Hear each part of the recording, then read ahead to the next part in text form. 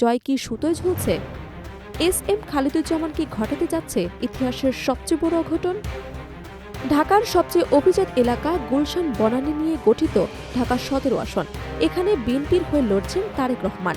সাধারণ ধারণা ছিল তিনি একচেটিয়া জয় পাবেন, কিন্তু সোচ্চারের জরিপ বলছে সম্পূর্ণ ভিন্ন কথা। তারেক রহমান পেয়েছেন ৩৫% ভোট, যেখানে জামায়াতের এস এম খালিদুজ্জামান ৩২% নিয়ে একেবারে ঘাড়ের উপর নিঃশ্বাস ফেলছে। মাত্র ৩% এই সামান্য ব্যবধান তারেক রহমানের জন্য বড় রেড অ্যালার্ট। বিশ্লেষকদের মতে খালিদুজ্জামানের ক্লিন ইমেজ এবং সম্প্রতি তার বিরুদ্ধে চালানো অপপ্রচারের কারণে ভোটারদের মাঝে এক ধরনের সহানুভূতি তৈরি হয়েছে। অন্যদিকে তারেক রহমানের কিছু সাম্প্রতিক মন্তব্য, যেমন হাসিনা পরিবারকে রাজনীতিতে আনা বা চিনিকল চালু করা নিয়ে বিতর্ক, তাকে রেড লাইনে নিয়ে এসেছে। ঢাকা ১৫ আসনে কোনো নাটকের অবকাশ নেই। সেখানে আমিরের জামাত ডক্টর শফিকুর রহমান ৩৯% ভোট নিয়ে বিশাল ব্যবধানে এগিয়ে আছেন। তার প্রতিদ্বন্দ্বী বিএনপির শফিকুল ইসলাম মিল্টন আছেন মাত্র ৩০% ঘরে।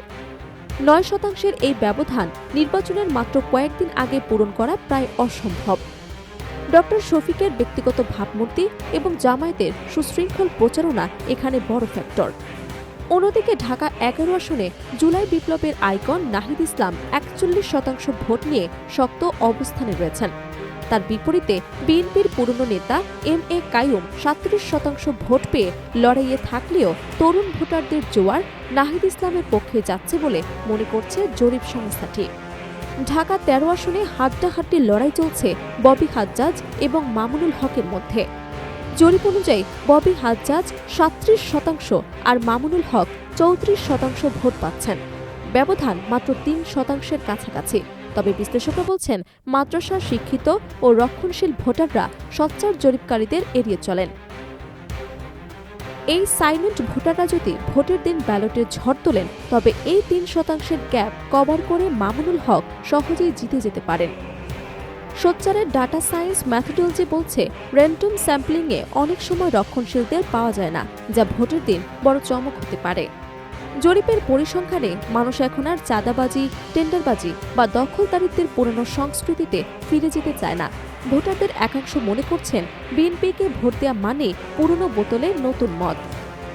তারা একটি স্বতন্ত্র এবং স্বচ্ছ জবাবদিহিতামূলক শক্তির উত্থান চান, এবং সেই জায়গায় জামায়াতে ইসলামীকে বিকল্প হিসেবে দেখছেন অনেকে।